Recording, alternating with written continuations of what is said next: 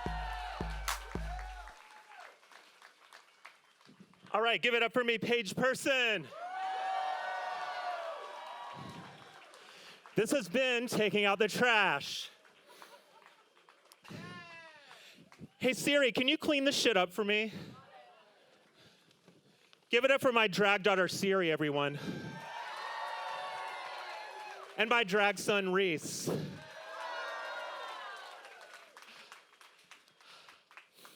So, one thing I learned is every time I did something like that to reclaim my humanity, I felt a little more like a person. I felt a little more like a human being. I started feeling these bonds on my ear getting a little lighter. Can we get some of these snipped off? Can we get some of these snipped off? So when I was coming out as trans, people kept asking me what I identify as. And I never really had a good answer, so I just started saying I identify as a person. It kind of started off as a joke, and then it actually seemed pretty profound to me. I took the name Page Person from my own middle name, and a party put on called Person by my dear friend David Naim, aka Skin Suit. Give it up for Skin Suit in the House of Derma. It's an honor to carry your name on. So, I realized that I could use drag as where my art took place. Let me catch my breath. Taking out the trash is hard. So I started hanging out in the drag scene, and I was really welcomed with open arms and met a lot of amazing people who, a lot of whom are here tonight. If you're a drag performer, let's make some noise. There's a lot of us out here, okay? Okay, so I've done a lot of different creative things in my life, and no other time in my life did people just welcome me with open arms. I showed up completely busted, knowing nothing at all about the art form of drag, and the people that had most inspired me to do it in the first place welcomed me with open arms and said, "You're one of us and we love you." We love you. I am a person. I see it all across the front row. But so that had never been my experience in the art world. So I was like, how can I merge my past as a visual artist? I showed here in the Hammer Museum 20 years ago. And then my art sort of evolved into being like something that took place in queer nightlife. And it's such a delight to be here at the Hammer Museum, bringing you what I've been doing with my life for the last 6 years. All right, so I'm gonna tuck myself backstage, and can we get Cupid XXX Crush on stage?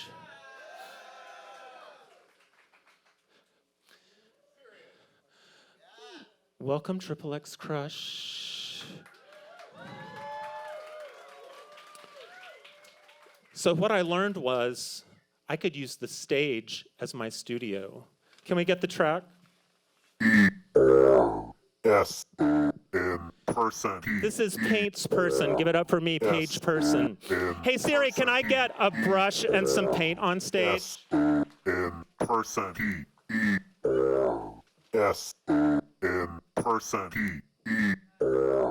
S in person. S in person. S in person. Person. S in person. S in person. S in person. S in person. S in person. S in person. S in person. S in person. S in person.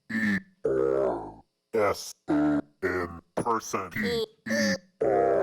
S person. P S-O-N person. P-S-O-N person. person. S-O-N person. S-O-N person. Person. S-O-N person.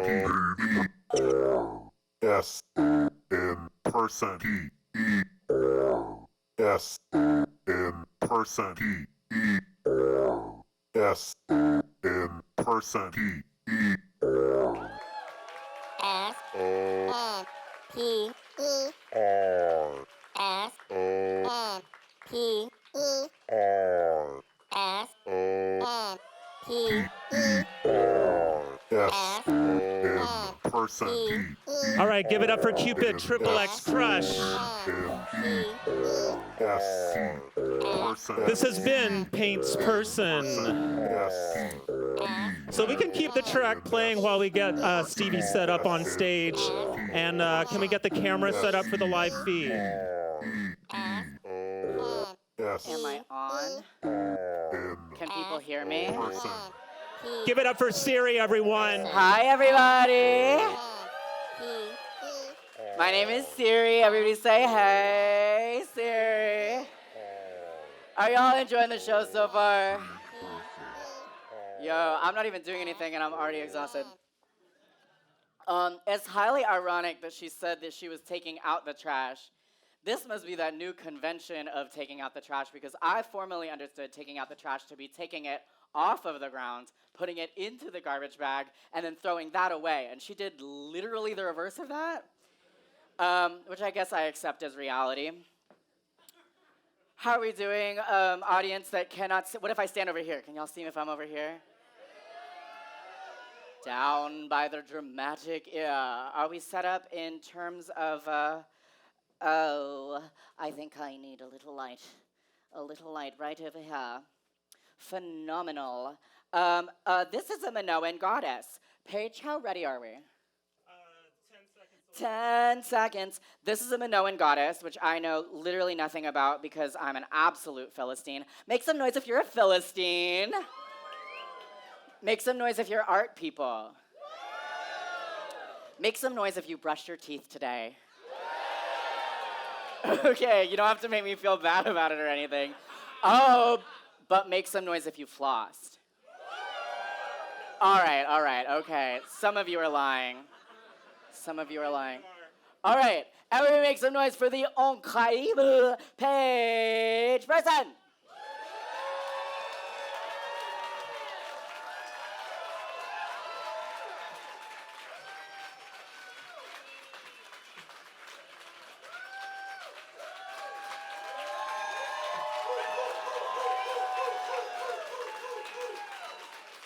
Yeah, she's about to give you the business. Look how dramatic this is. Look at my mother, sister, daughter here with her bazoom out. We're gonna actually witness a really incredible act here, which is a real live tattoo. Does anyone ever gotten a tattoo before? I know this is LA, we're very conservative here. Now this is of the utmost importance, okay? So if you make a lot of noise, this is our lovely tattoo artist, Stevie. Everybody say hi, Stevie.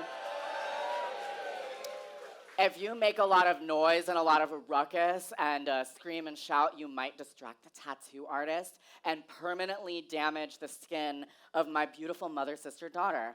So I want you to make as much noise as you can. Oh, wow, a canned bit. I know, basically sugar and spice over here. Stevie, how ready are we? 3 seconds. Okay, so what I'm gonna do is I'm gonna put 3 minutes on the timer, and for each 30 seconds, Stevie is going to change letters, okay? This is a speed tattoo. I know trans girls aren't allowed to do sports, but here we are.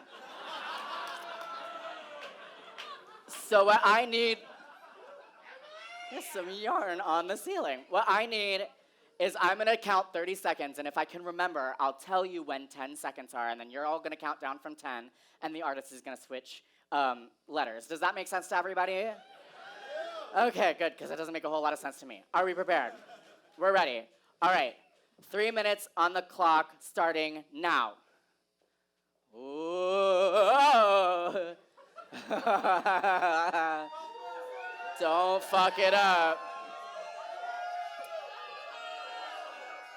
All right, don't expend all your woo-woos yet, okay? We have 3 whole minutes left, which is a long time. It's a long time to do really anything. You know, speaking of brushing your teeth, you're supposed to brush your teeth for 3 minutes. My parents got me like a little timer to turn it over, which is maybe the only way that they showed me that they loved me. Oh, we're changing letters. I forgot to give you a 10-second countdown. That's okay, I'll get it next time. Okay, now like make a little bit of noise, just like. That's enough. Okay, we're gonna really do it this time. In a second.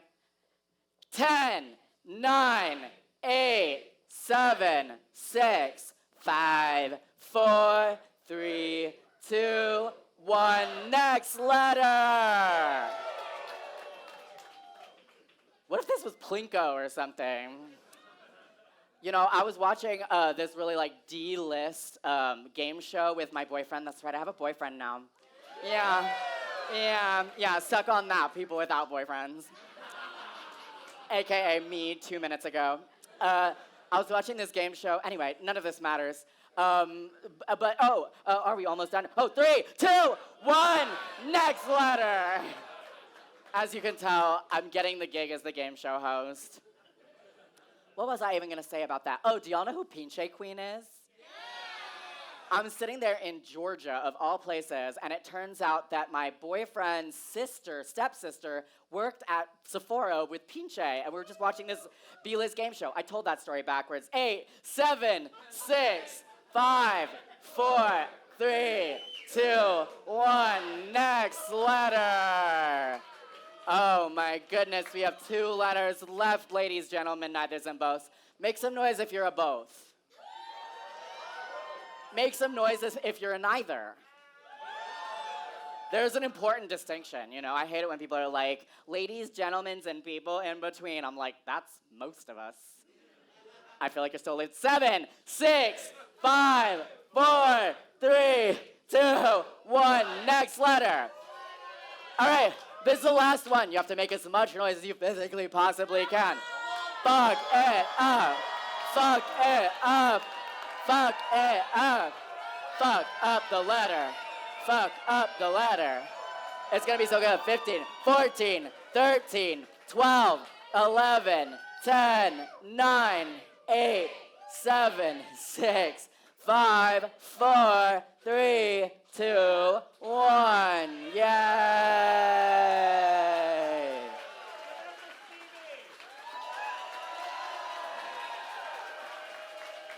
Yeah, Stevie.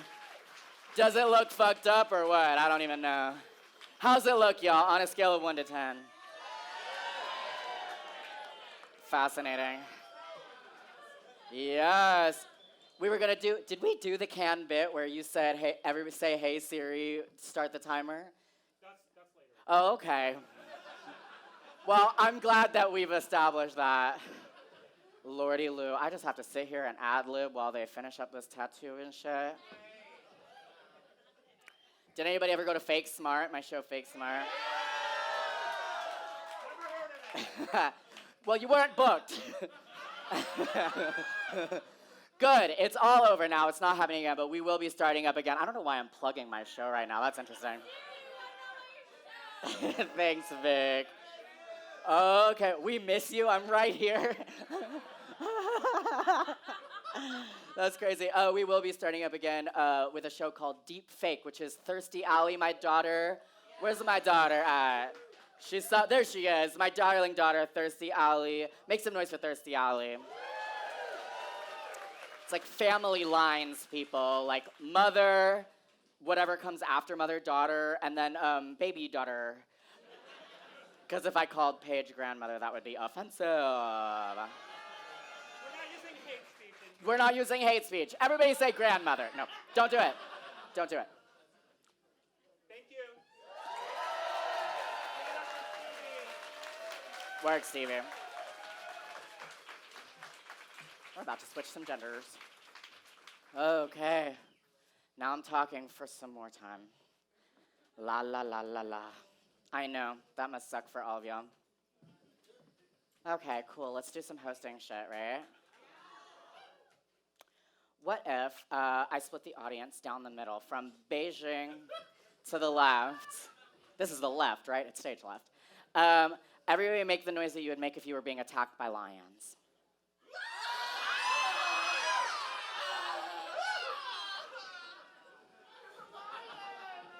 From Beijing to the right, let's make the noise that we would make if we were the lion attacking the left side of the room.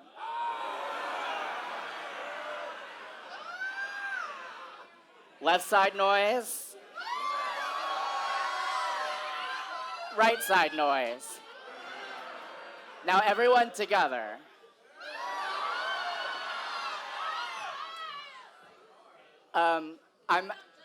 If it looks like I'm checking my notes, I'm not. I'm just trying to get 3 pages of reading in a day. As you can all see, Paige, have we begun to be prepared for some feats? That's a no. I'm hearing a no. Okay. You don't have to smell my feet. Oh, well, damn. I thought you had painted your toenails white for a reason. That's a feet joke for those of you who are into feet, which is some of you. I'm watching 6 Feet Under. Is anyone watching 6 Feet Under? It's terrible, right? I thought it was gonna be really good. No offense. I'm sorry if you were the producer of 6 Feet Under. That's my bad. I loved it. Book me. I'm not even SAG eligible, y'all. Okay. Can I get a spotlight on me? Okay, we're gonna see if I can outrun the spotlight.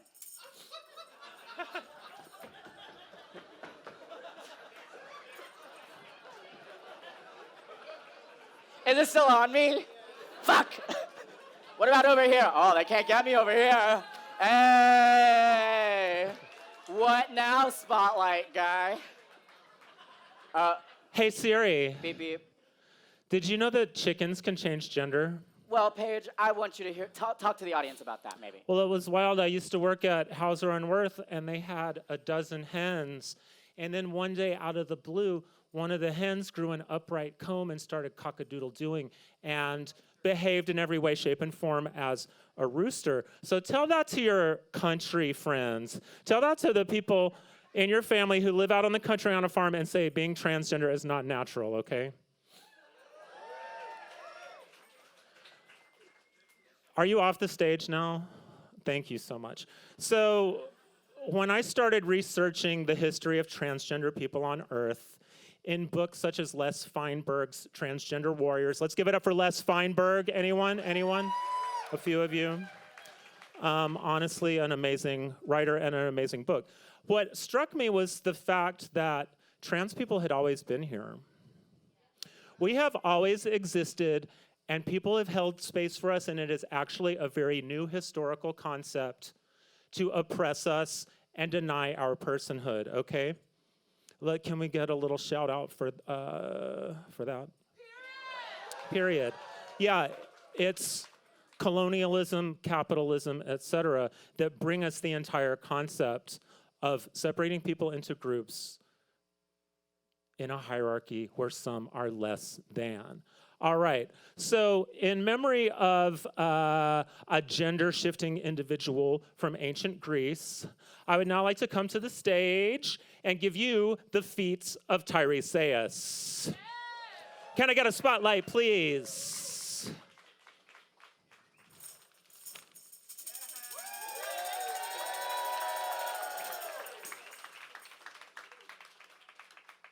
In honor of the Greek soothsayer Tiresias, who changed gender 9 times over the course of a lifetime, yes, using magic while stepping over a pair of copulating snakes. These are non-poisonous up here, just don't worry. After years of diligent study and hard work, I've actually taught myself how to transform gender using magic while stepping over a pair of copulating snakes. Would you like to see that tonight? Okay, so I need you all to focus your intentions, and when I shake this rattle, I will create a rift in the boundary between our perceived gender distinctions and leap across that chasm and emerge on the other side a completely different gender. Okay? So, can everyone focus? Are we all focused? Okay.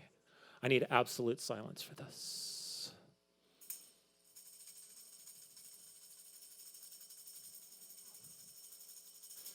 There you have it, folks. One complete gender transformation.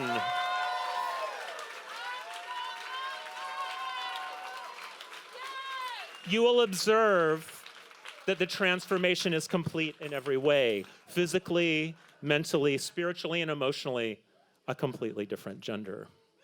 All right, let's go again right away. That was so successful. Well, we got a little momentum. Everyone focus.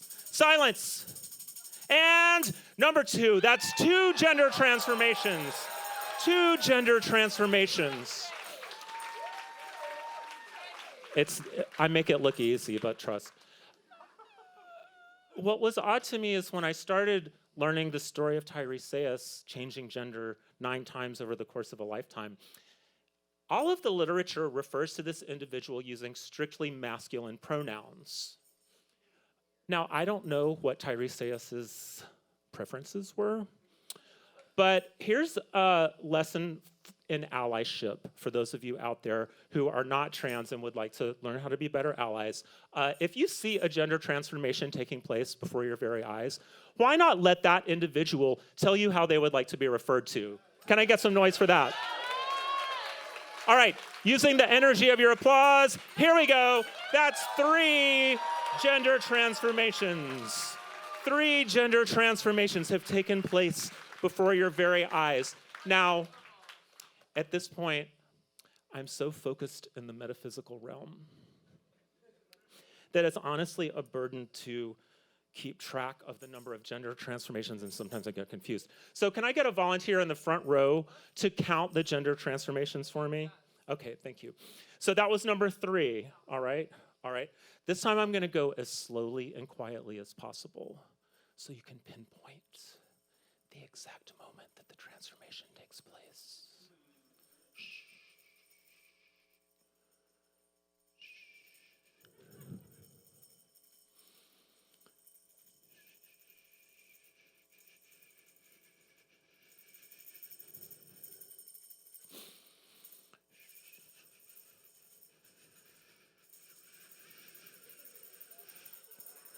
Did you see it? How many was that? How many was that? That was 4. Thank you, Sasha Forrest, Von Larson. If I start giving shout outs, I'm gonna name literally everyone in here because pretty much know all of you. All right, so I'm gonna do this one more time, and what I'm gonna do is I'm gonna pause right here in the middle of the membrane between this gender and this gender. 1 foot on one side, 1 foot on the other. What does that make me when I am in between? It's a rhetorical question, don't answer that.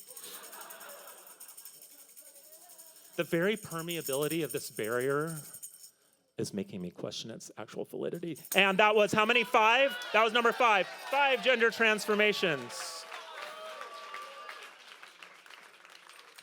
Honestly, I'm getting a little tired. So honestly, can y'all just carry me through this one? All right, let's just do one. I'm gonna just do the barest amount of energy, and I need you to carry me. So let's go. 1, 2, 3. Ho! Okay. How many? Number 6. Okay. Let me tell you something. In this world, there are illusionists, and then there are magicians. And I would like to assure you that what you're seeing is no mere stage trick or artifice. What you're seeing is an actual magical gender transformation. So here we go. Hey-o! Okay. Number 8. Number 7. Okay. Let's go one more time. Wow, with all that energy, here we go. Number 8. That was number 8? Number 8, okay. So this is our final trip across the chasm. ending up so far away from where we began. A completely different gender 9 times over. Is it showing off if I do this backwards? Oh, okay. My name is Paige Person, and this has been The Feats of Tiresias. Somebody pick these snakes up. Someone's liable to get bit.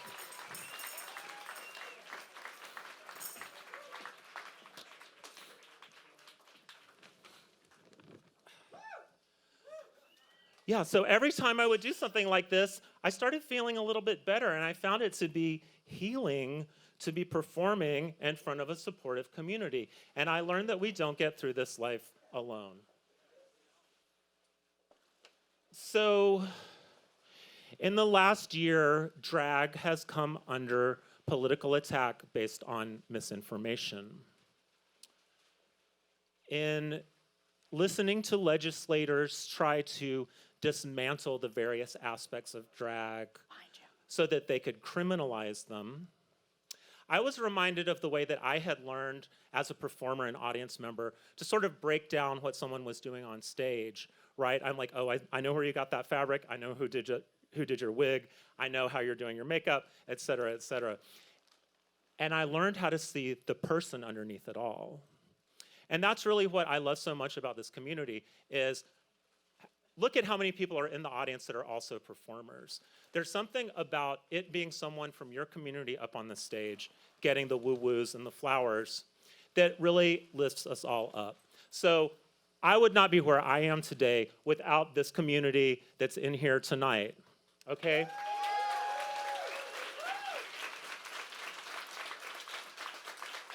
So in thinking about this dismantling of drag, I thought if they criminalize wigs and makeup and 4-way stretch fabric and foam padding and all of the things that we use, there's still going to be queer people getting up in front of each other to tell a story about their life experience using their body before a live audience. There's something so ancient about getting in front of a group of people and performing live and telling stories from your life and making your experience a little bit lighter that is healing for all of us. And it is something that is not tangible enough to be taken away. Am I right? So welcome to the stage, 10 drag performers doing nothing currently illegal in the United States of America. Give it up for Bareback Contessa.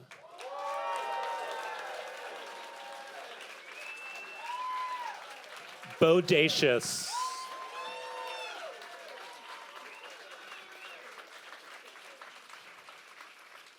Califeria. Carbon dioxide. Cupid triple X crush. My dead sister Diana. Some of you might have heard of her. Give it up for Homo Clown.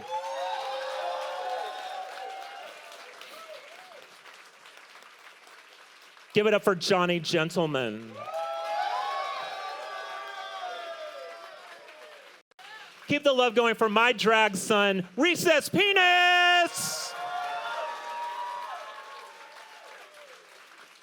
And she's always looking right. It's Cyclops Infinity Liqueur Jete the Third. And I give you 10 numbers. Hey Siri, can you set a timer for 3 minutes? Hey Siri, can you set a timer for 3 minutes? And go.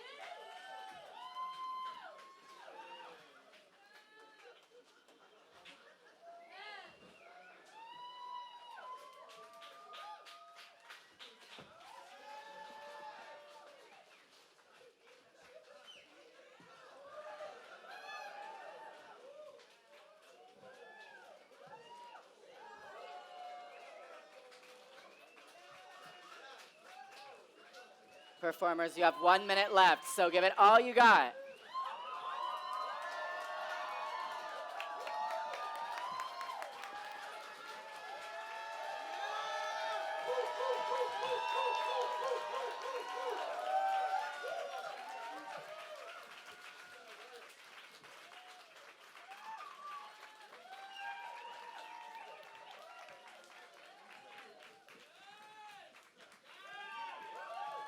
Thirty seconds left.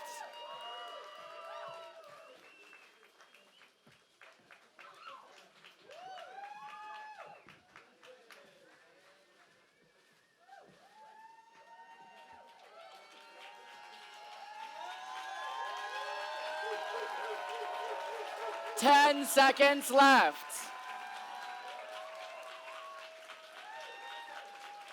4, 3, 2, hold.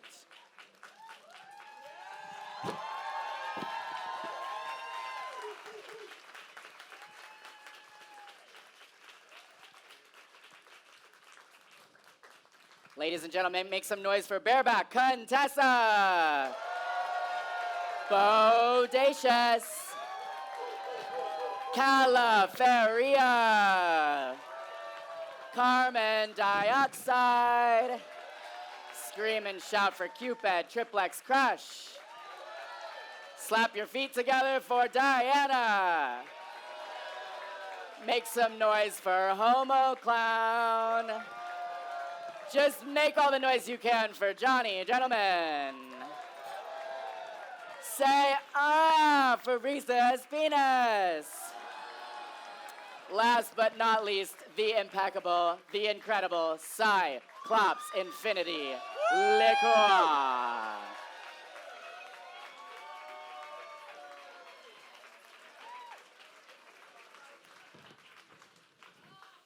And let's give it back up for me, page person. Make some noise for Pete. Listen. Hey Siri, can I get a drum up here? So I wanted to talk to you about the importance of diva-ing for those of us for whom it is a calling. A diva is a female version of a shamanic healer. Diva-ing involves finding spiritual contact with the divine feminine energy and bringing it to life on this earth for a glittering moment. It takes an enormous amount of talent and devotion and a chosen family and a community in order to have this goddess-like moment on stage. Some of us have our lives cut short and do not get to diva for long. We need our divas to live.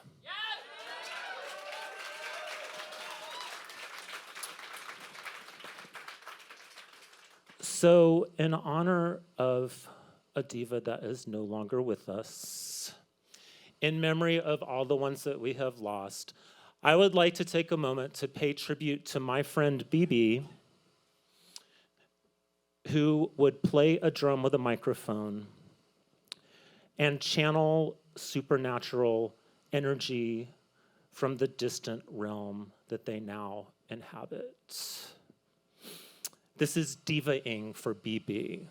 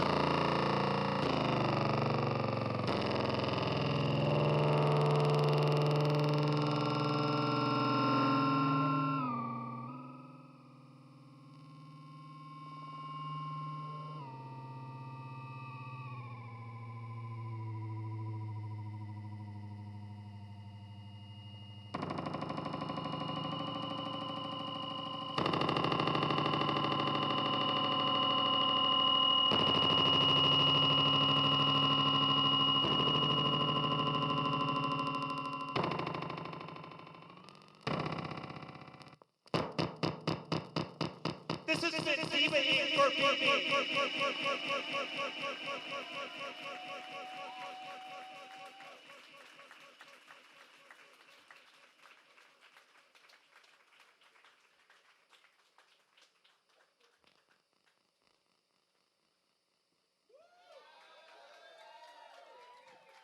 With the lights out, it's less dangerous.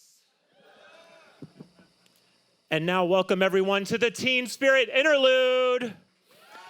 It's the part of the show where you, the audience, get to get a stick of Teen Spirit deodorant from these people and apply it to my armpit right here and smell what Teen Spirit smells like. I know you've all been curious. Step right up, get your Teen Spirit. Oh my God, give it up for Vic Floyd, smelling the Teen Spirit. Come on up. Anyone can smell. I need at least 16 volunteers for this act to be complete. Yes, right here. How does it smell? Amazing. Okay, I don't agree, but go ahead. Sasha Forrest, give it up. All right. Smell that Teen Spirit. Smell that Teen Spirit, baby. Do I need to bring it out to you in the audience? Ooh! It's fresh and feminine. It's Teen Spirit. It's the Teen Spirit Interlude, everyone. Come on, Lauren Gilbo, get up here and smell that Teen Spirit. Smell that Teen Spirit. Oh my God, we've got so many volunteers. Hey, get in there and smell that Teen Spirit. Well, you can go more than one at a time. Oh, no, this one's off limits. Consent. We are practicing consent here. Thank you, Chelsea. Hey, Seducer Richmond. Oh my God. Skin Suit, give it up for Skin Suit.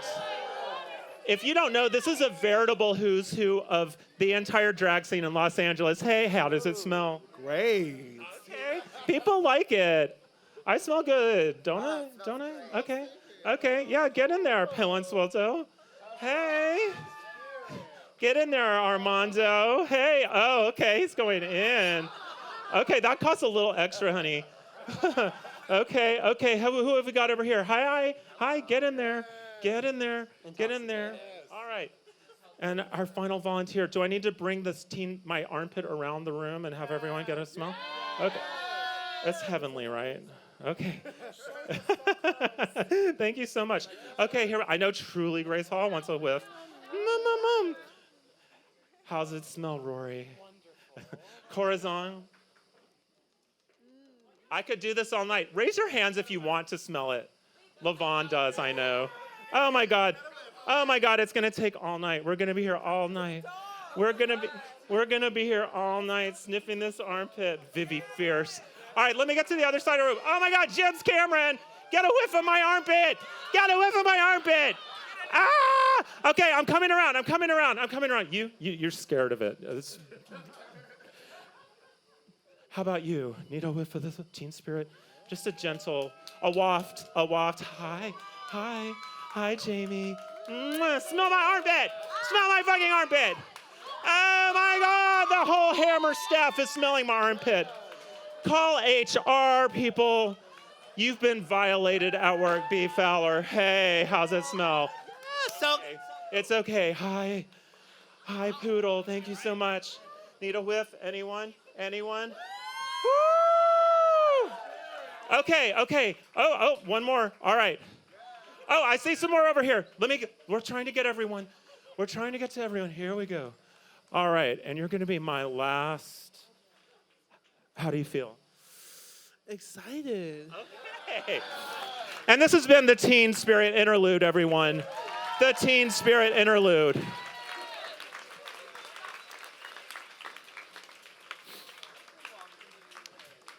Give it up for the cast of 10 numbers.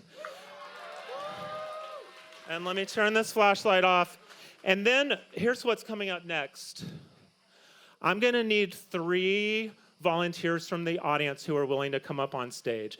Now, I'm hoping to get you're portraying a buff, cisgender, heterosexual man. All are welcome to apply, but that is the role. You, Lavon, come on up, Vic. All right. So Siri, we've got a board and a chair for these people.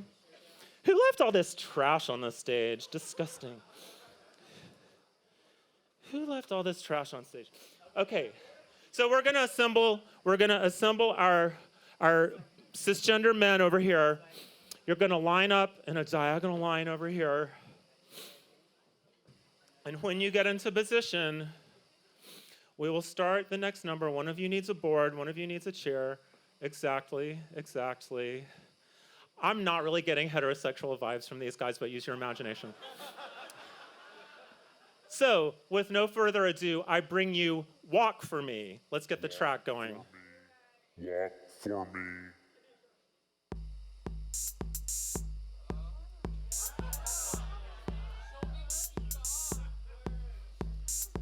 So it's the summer of 2017, and I'm standing at the industrial metal gateway to the compound in Solano Canyon of a certain seminal Swiss artist, having cackled the night away with drag queens, slept 3 hours in my bed, and then like 20 more minutes in an Uber on the way to work. And my outfit of the day is a pair of ripped up high-waisted leggings, a contrasting sports bra tank top combo that is displaying my new and very painful side boob to maximum effect. My mug is flawless. I'm giving a subtle daytime smoky eye, a color-shifting highlighter, and of course, a full coverage foundation. I had been called into work for this certain seminal Swiss artist on this day, and I assumed that my coworkers would be a couple of slabs, which is the industry term for sad little art boys. We all know the type. I'm not talking about any of you. We'll get to you. So in my mind, here's the scenario. I'm gonna show up, there's gonna be like 2 or 3 slabs, and we're gonna be hanging out, sipping some lemonade in a luxury air-conditioned art book library, just painting a bookshelf or 2 at a leisurely pace. Walk for me. Walk for me. I was gonna wait for just the right moment to come across, by accident, the catalog to a certain show that I was in with a certain seminal Swiss artist called The Fractured Figure, for whom he had designed the catalog.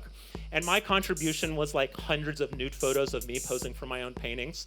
So I figured he would probably remember, and here's how it was gonna go down in my mind. I would wait for the right moment when he was just passing by, and I'd say, "Oh my God, The Fractured Figure. Do you know that I was in The Fractured Figure? How ironic that I'm here working on your house today." And he would squint for a moment, and it would take him a minute, but he would recognize me and be like, "Oh my God, you're a woman now." And we would take the conversation elsewhere while the slabs did all the work. And basically, he would be so moved by my story as coming out as trans that he would vow on that day to do everything in his power to propel me to the art world stardom I so obviously deserved. So I'm standing at this oppressive gateway, waiting to get buzzed in, ready to show these sad little MFA boys who amongst us is the only bitch in town. And the gate opens and my dream bubble bursts. When I realize this is a whole ass construction site, and my coworkers, played by these people over here, are a group of buff, cisgender, heterosexual presenting, construction working, muscle bound men. They are not slabs at all. These guys are giving butch, honey. And they're all laughing at my wildly inappropriate appearance. Walk for me. I feel the sting of humiliation on my face, but I need the money, so I go find the contractor and I say, "Hi, I'm a painter, I'm here to paint." And he can barely contain himself when he says, "It's $18 an hour and you have to finish the whole day if you want to get paid." So they send me up this rickety wooden ladder to paint some windows on the rooftop of the postmodern bunker. In the distance, I can see the priapic tower of LA City Hall poking its way up through the treetops, shrouded in plumes of smoke, where protesters, including many friends of mine, are burning effigies of newly elected President, trigger warning, Donald Trump. It's 2017, remember? while down below me are a bunch of guys that obviously voted for him, staring at me and laughing. At least from the rooftop, I can't actually hear them laughing at me. So after a very awkward lunch break where we're not allowed to leave the premises, they all asked me if I had a girlfriend and laughed when I said yes, which was true at the time. I'm summoned to the third floor balcony. I'm handed a bucket of gray paint, and they point to an unpainted section of roof overhang. They say no one can reach it, so I will have to. I'm like, is my arm longer than these men? I can't reach it either. So then this one guy comes along up to the railing. This is the railing, okay? This is a railing, and he has this board. It's this big, massive man has this board, and he holds it out like this in the direction of the unpainted roof overhang. And I'm like, okay, cool. So we're gonna like build a scaffolding up to this level, and this will be like a little bridge over to the scaffolding. And big man just looks at me and goes like this, and motions with his head that he wants me to go walk this plank that he's just holding 32 feet over a brick patio. My coworkers are coalescing into a crowd below. I feel the pressure building. I'm like, are we gonna screw this into place or like use some clamps or bolts or something? And big man just goes like, you're good. Indicating with the nod of his head that I'm just supposed to get up here and walk. Now, I try to force a laugh. I'm like, this must be a joke, right? You can't expect, I mean, the laws of physics don't. This doesn't go well for anyone. And everyone's just staring at me, and I can tell that I'm actually expected to do this. So here's what I do. I tell myself, this is just a gig. I've done worse things for money. And I climb up on this railing, and I'm standing here while this guy's holding this plank with his bare hands, and I realize two things. I'm being forced to walk the plank at seminal artist Urs Fischer's house, and 3 months on estrogen has rendered me utterly and deathly afraid of heights. But girl, I just summon every memory of every time I felt sickening and stunning and immortal in a gay bar, and I get out there and I serve this look to these construction workers, honey, and I give a little pivot at the end, and I paint this unpaintable roof overhang, and I give a sassy little turn, and then I'm fierce the rest of the way back. I'm fierce, and I look out, and they're all cheering and yelling, and I see money changing hands, and I realize that they've been betting on my job performance / survival. Now, the rest of the day was filled with similar hazing stunts and ended with me getting paid with a bad check. And this whole experience left kind of a bad taste in my mouth. So for years, what I wanted to do was sit back and be in the audience while I watch some men walk this plank, while I just sit here and laugh at them. How does that sound? Payback's a bitch, boys. Get up here, contestant number 1. Get up here and walk this plank. Don't fall off the end. You better be fierce and fierce and fierce and vulnerable at the end. Okay, that's right. Use your hips. Use your hips. Give a twirl. Don't fall. Don't look down, whatever you do. And you're good. All right, contestant number 2, let's see what you got. Let's see you come out here and walk this plank in a heterosexual manner.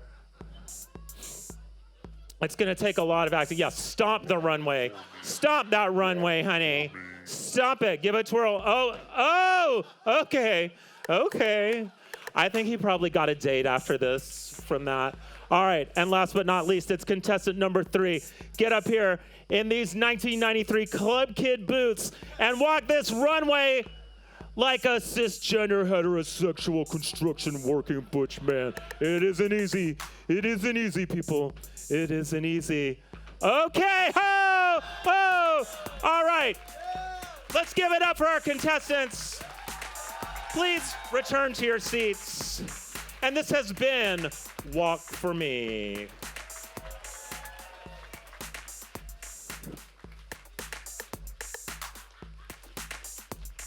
And now I'm going to turn it over to Siri. Hi, everybody. It's me again. Ah! I almost died. I almost died not even walking the plank, just folding a chair. Isn't that ironic? I've been doing so good, you guys. I've been doing so good. Not in life, I just mean like right now. Until that moment. So Paige wanted me to present like a moment of vulnerability for you guys.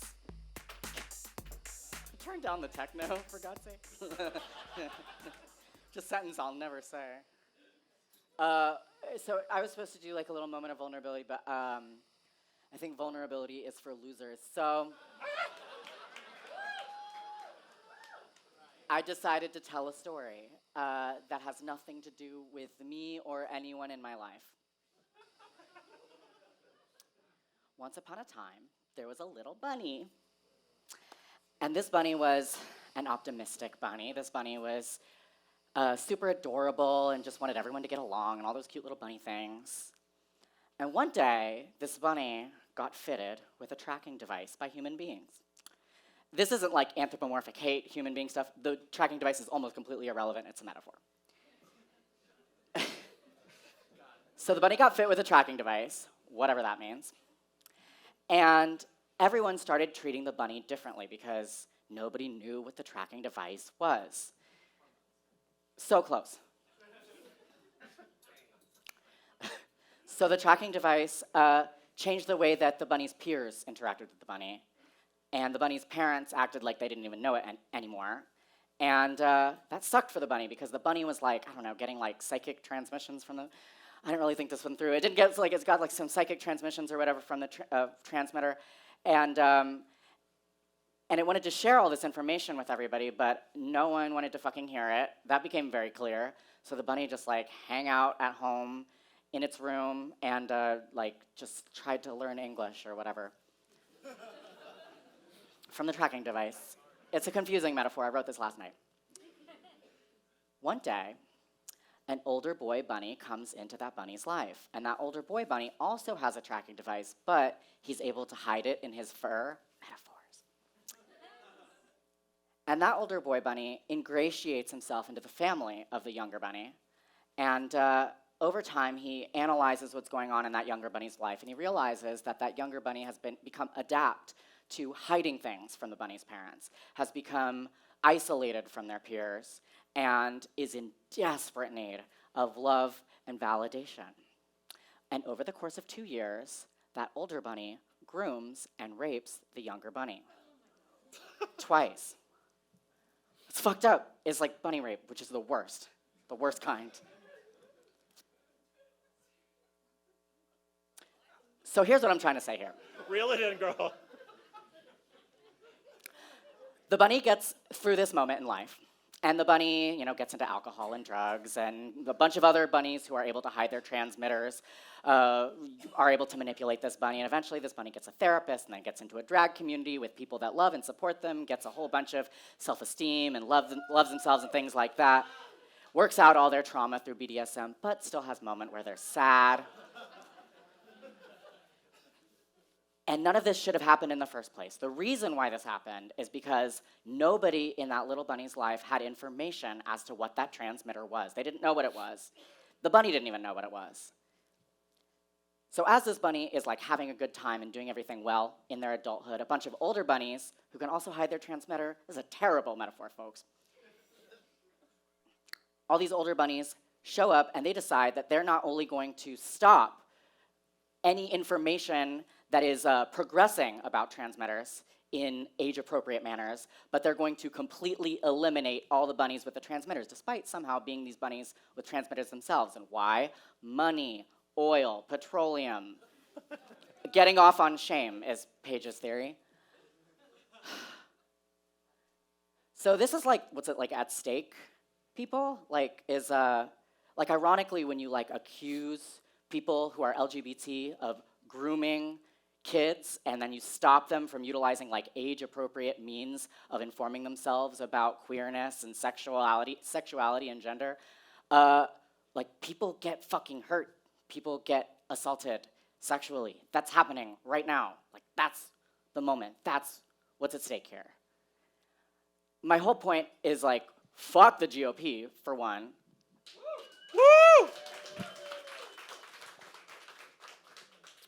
Those of us who are bunny allies and accomplices in the audience could do well to contact their representatives.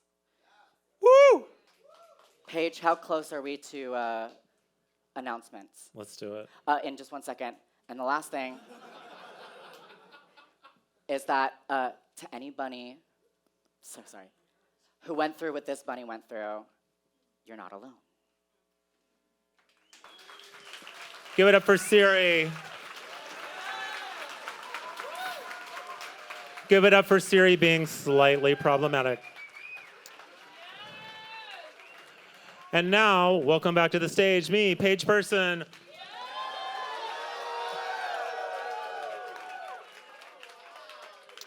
Let me ask you a question. Do you ever feel like letters are sticking to you? Do you ever feel like letters are sticking to you? You know what I mean?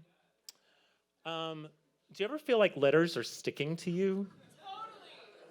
I did. I started feeling like people were hurling all these letters at me designed to diminish my experience, to belittle me, to wish me outright harm, to deny my very existence.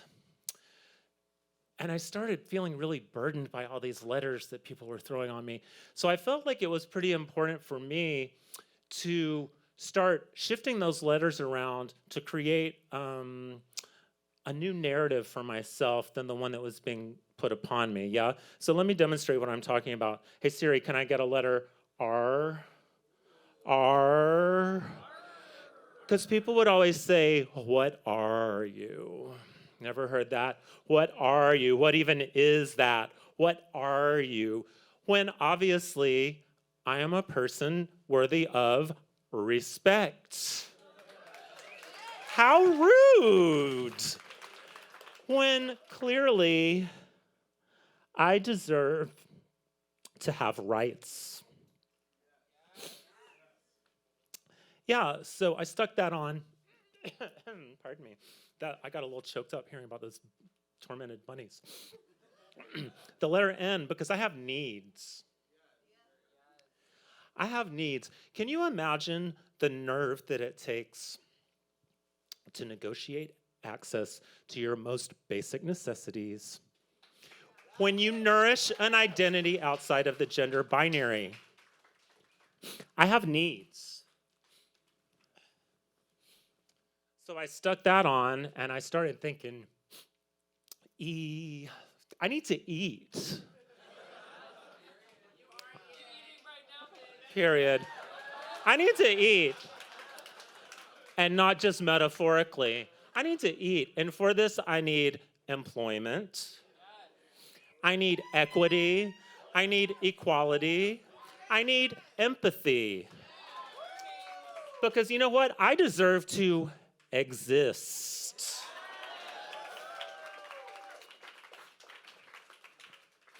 What else have you got for me down there? Oh, it's the big O. We all need the big O. That's right, each other. We need each other. The O is a little challenging to stick on.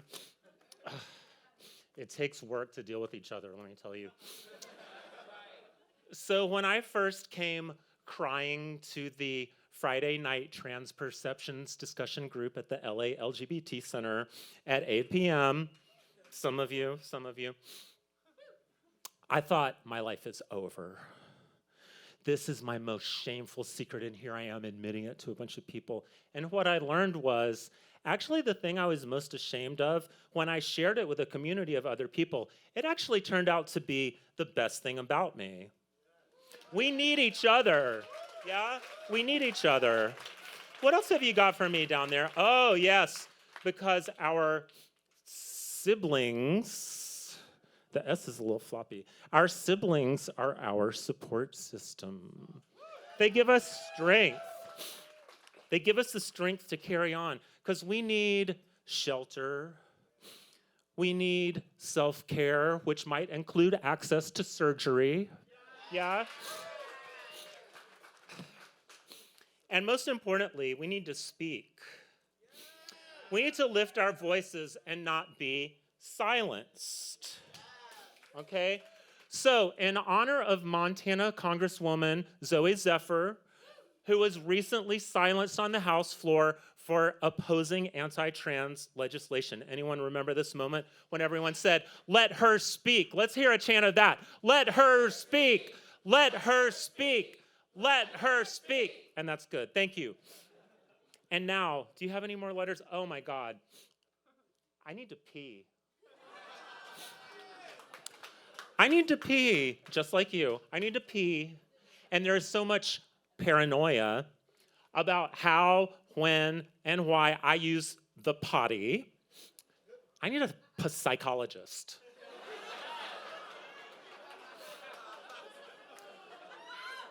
I'm not a pervert just because I use a pronoun. Well, yeah, thank you. You jumped to the end, which is if you spell it all out, P-E-R-S-O-N, it sells. I am a person. Say that with me 3 times. I am a person. Thank you so much. This has been 6 letters.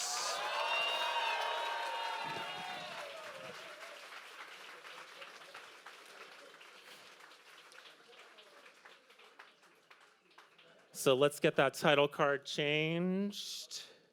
And let's get some things snipped off that ear and experience a little more healing. And let's get on with the show. Are we ready for Act 9?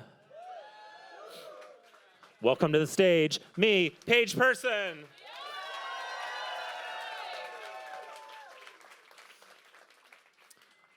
My name is Paige Person, and I'm here to take all of you on a little trip backwards in time to the psychedelic era of Craigslist personal ads. I know some of you were on there. I met Cricket on the T for T casual encounters section of Craigslist Los Angeles. Yeah, you did. Cricket, she, her, is a computer programmer in Costa Mesa whose hobbies include amateur chemistry and dismantling Xbox consoles to make electronic musical instruments from their circuit boards. So naturally, we hit it off. We chat online for a while and agreed to meet in person. A couple of hours later, Cricket knocks on the door of the warehouse studio space where I have been living illegally. Now, the first thing I notice about her is she's carrying a bag of groceries.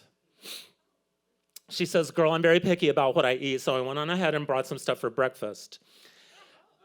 I'm a little taken aback because at this point in my life, I've had quite a few Craigslist T for T casual encounters. And the one thing they all have in common is, girl, they do not bring breakfast. And they do not stay for breakfast. They are leaving right away.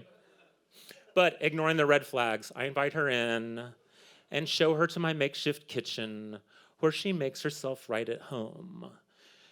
She puts away a box of organic whole grain cereal on my shelf and a carton of soy milk and a basket of blueberries in my mini fridge. She says, "Girl, my tuck is killing me. Do you mind if I take off my gaff?" I say, "Not at all. I shall join you." So the trans girls alone will understand what this next bit is about. We both pull down several layers of underpants and squeeze our way out of our gaffs. Mine is cut from the control top of some old pantyhose. This E's trying to get away from me. And hers is fashioned from 3 athletic socks tied into a thong, as was the style at the time. We both return our outermost panty into position under our skirts, and I take her on a little tour of my space. Looking around, a little jaded, she says to me, "Yeah, you know, I've been in a lot of spaces like this. I know a lot of creative type people." She says, "I can take one look at your art and assume you've probably had some type of psychedelic experiences." And before I can even open my mouth to answer, she scolds back, "Don't think for 1 second that you can tell me anything at all about psychedelics." She says, "I've tripped on LSD thousands of times. I've consumed nearly every chemical described by Alexander Shulgin in his books P-Call and T-Call." 2 people got that reference. Google it. She says, "I used to be involved in the manufacture and distribution of LSD." She says, "Back in the 90s, I was part of an organization that was responsible for roughly 1/3 of the LSD in Southern California at the time." She says, "I was a millionaire by the time I was 17. We owned a Learjet and we would fly between our chemists in Las Vegas and parties we were putting on up and down the coast from San Diego to San Francisco, selling suitcase after suitcase after suitcase full of LSD, honey. It was so much fun until I got caught." Now, sensing my suspicion as to the validity of her teenage millionaire status, Cricket reaches down in her black leather handbag and fishes out a tattered clipping from Wired magazine. Anyone? Wired magazine. And she hands it to me, and I read, the headline says, "Largest LSD bust in Southern California history." And pictured are a group of teenage club kids standing underneath a small private jet, getting handcuffed by DEA agents. In the center of the group, I can make out what is clearly a teenaged version of Cricket, wearing a fuzzy bucket hat, Adidas crop top, and Jean Co. wide-leg jeans. She says, "Girl, I served 7 years hard time over this. And never once did I flip on my friends, even though I know they did on me." She says, "I served 7 years in the men's prison in Chino, California, 2 years into my medical gender transition. It was not cute." She hangs her head with the memory for a moment and quickly changes the subject, asking if I would like to smoke some weed. The answer is yes. So she digs back around in this black leather handbag and produces several jars of visibly high-grade marijuana.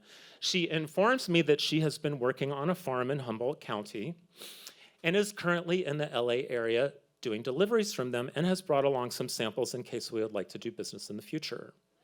How thoughtful.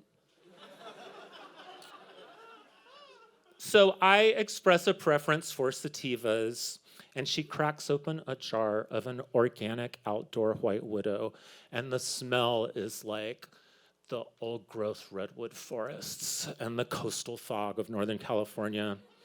She packs a little bit into a small glass pipe, holds it to my mouth, and lights it, and I inhale, and it's delicious. I say, "Girl, this weed reminds me of visiting my ex-brother-in-law, who was also a grower in the Emerald Triangle area just north of Arcata."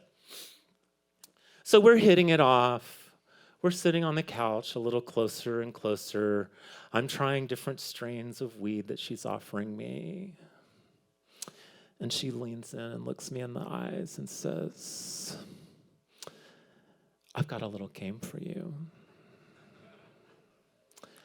If you can guess what my fragrance is, I'll give you a prize."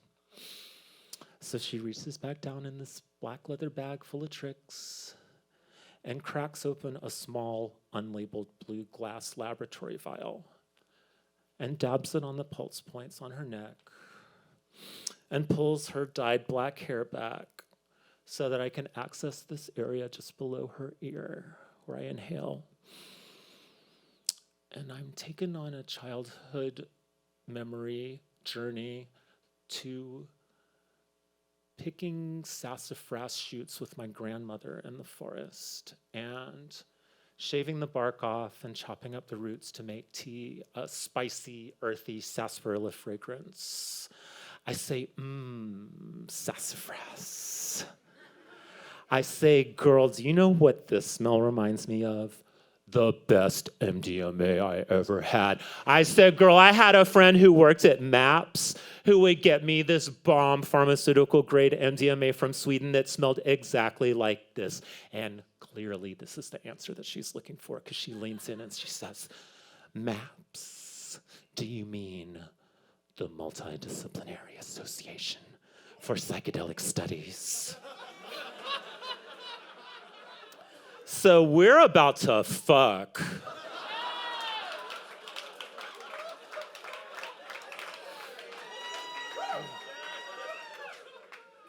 She continues, yes, sassafras oil is the superior precursor chemical in the synthesis of MDMA. I find its fragrance intoxicating, and I've worn it for years, although it has gotten increasingly hard to find now that it is a controlled substance. Without breaking eye contact, she reaches down into her black leather bag to claim my prize. On the coffee table in front of us, she puts down another jar of weed, another glass pipe, and another blue glass vial. From the jar, she pulls forth a lemon-sized nugget of the most beautiful cannabis flower that I've ever seen. Buds spiral around the cola in a perfect fractal pattern. Trichome crystals are glistening with a holographic quality in the candlelight. She explains to me, this strain is the most special of them all. She says, we have people meditating with these plants 24 hours a day during their flowering cycle. We perform ayahuasca ceremonies in the presence of these plants to infuse them with a spiritual energy of the highest possible vibration. She pinches off a small amount and places it into the second glass pipe. And she holds it up to my mouth and lights it, and I inhale, and I'm quite high at this point. And without a word, she opens up the second little glass vial and distributes some little orange crystals on the surface of the ash that remains in the bowl. Without questioning what this substance might be, I'm assuming it's hash, so I take a deep hit and hold it so as not to waste the smoke, like this.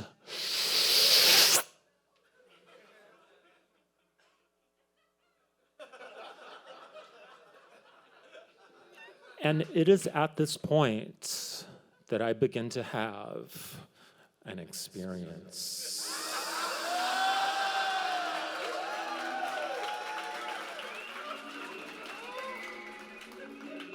I am surrounded by the metallic chirping of thousands of mechanical crickets. Her face has become abstracted and increasingly vibrational. She says to me, I am a DMT shaman. I have guided thousands of people through this experience of the chemical that is released by your brain when you die, and I will be your guide tonight. Do not be afraid. And I think, do not be afraid. My guide through the brain chemistry of death and dying is a bitch who brings breakfast cereal on a Craigslist hookup? And my anxiety comes to a head as her head literally explodes, releasing a flock of ravens that intimidate me and flock around the room and hide in the corners. At no point had I consented to ingesting DMT. I'm looking around and my headless guide is nowhere to be found. And I'm feeling a little bit unsettled as the walls of my space begin to dissipate and are replaced with quickly moving letters and words. This text zooming past at such an alarming rate, I panic. What does it mean? What does it mean? My entire sense of reality is fucked up now. I'm in another dimension. And then I have the profound realization. What I'm seeing is actually the written source code behind our physical experience of consensual reality. And I observe that what I'm looking at, it's my own handwriting. And I realize if I have written all of this into existence, then right now I have access to rewriting the code to create more space for myself as a newly out transgender individual. Yes! So these layers of space and time peel apart from each other. And I take a most cliched voyage through outer space, zooming past planets and stars to the farthest reaches of the galaxy, where I end in a realm of quickly blinking colorful dots. And I realize that I've traversed so far across the time-space continuum that now I've ripped apart my very atomic structure and I'm stuck in the space between my own subatomic particles. It's kind of a lot for me to take in. That everything that we see and experience is real is just the negative space between these microscopic vibrating particles. I'm unmoored in my existence. I am drawn as if by gravity towards a green dot. I pass through the green dot's portal into a non-space of pure green energy. I wonder what has become of my guide, and I have a vision of the being formerly known as Cricket lying shattered like an eggshell on the ground, revealing her true nature to me. A glittering, gleaming, metallic Mayan jaguar goddess, radiating pure green heart energy. This benevolent huntress extends a paw towards me. Its molten metal passing through my skin, absorbing my fluids, uniting us into a single entity. There is no longer any meaningful distinction between Cricket and Paige. We are united on the level of our consciousness. We share each other's hopes, our dreams, our joys, our sorrows, our traumas. The recent experience of Paige, whose father had taken his life reading her coming out letter, her begging for her life to be taken instead. This experience is absorbed into the green light and soothed. But the experience of Cricket, as one of two trans women in the men's prison in Chino, California, being forced to watch as the other one is raped and murdered by guards. This experience lingers between us like poison.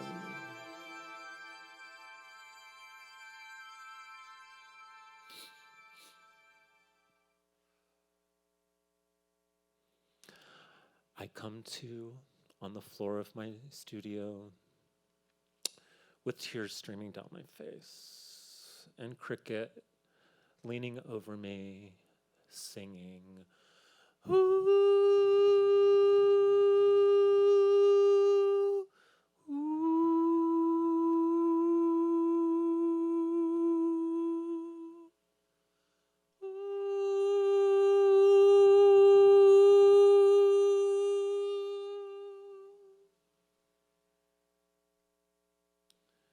She strokes my hair with her fingers.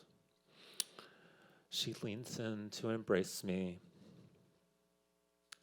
And we kiss. And we kiss some more. And we remove our clothing. And we climb into my bed, where we negotiate having sex, but quickly determine that we are both bottoms and it's not gonna happen.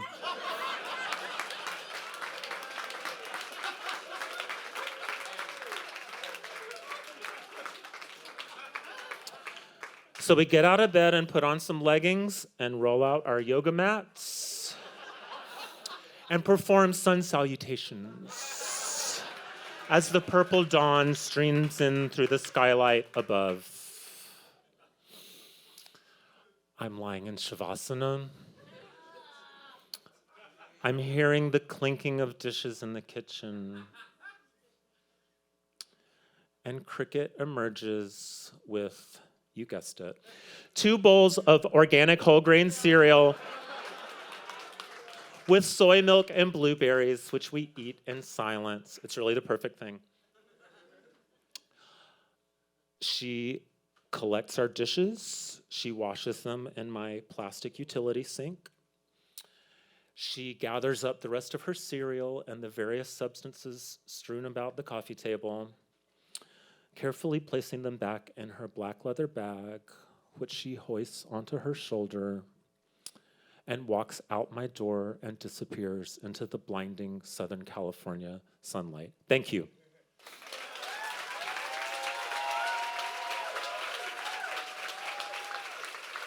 And this has been how I was dosed with DMT by a Craigslist date. Give it up for me, page person, everyone. The story of Cricket. Are we ready for the final number? I said, are we ready for the final number? Oh my God. Hey, Siri, do you have a cape for me to put on? Yeah. Okay, cool. So give it up for me, page person. Hey, hey.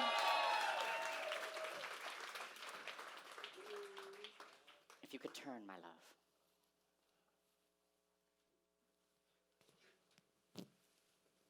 One more time.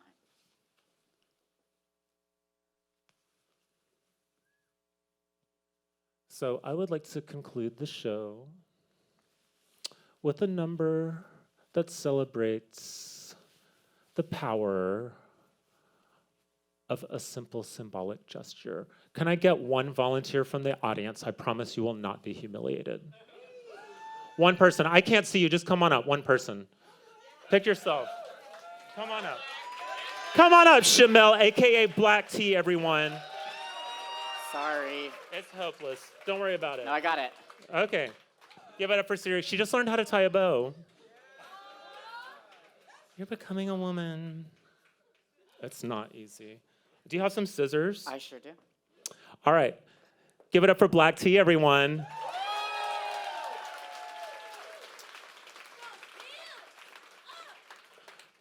So what I'm going to need you to do is cut a single sequin off of my cape.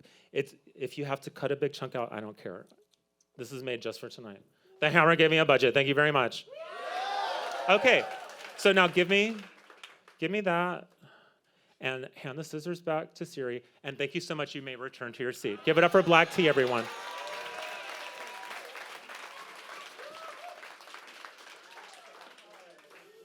So this single round sequin that I hold in my hands represents the punctuation at the end of our evening. We've been on a journey across language from the hate speech that was intended to harm, through the various things that I have done to be uplifted by my community and reclaim my sense of personhood.